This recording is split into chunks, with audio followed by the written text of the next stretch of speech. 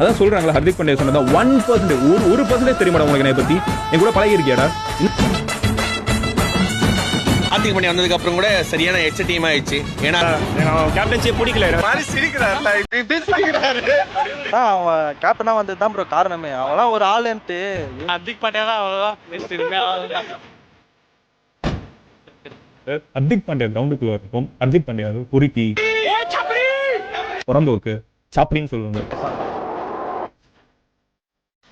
லைஃப்ல இதுக்கெல்லாம் நம்ம பேசக்கூடாது இந்த மாதிரி சும்மா சுத்தி இருந்து கத்திட்டு இருக்கவங்களுக்கு அந்த சீனே கிடையாது ஒரு சீன்ல பாத்தீங்கன்னா நாய் வந்து உள்ளுக்குள்ள ஓடி வந்துருச்சு கிரவுண்டுக்குள்ள அப்ப ஹர்திக் பாண்டியான்னு எல்லாரும் இந்த எல்லாத்தையும் இந்த மனுஷன் தனியாலாம் தாங்கிட்டு இருந்தா ரொம்ப அநியாயம் நடந்துச்சு. Hardik Pandya and Natasha Stankovic recently announced their divorce. 6 மாசம் நான் ஒரு வார்த்தை பேசல. சிச்சுவேஷன் மாறும், காலங்கள் மாறும், காட்சிகள் மாறும். அப்போ அதுவா பதில் செய்யணும்.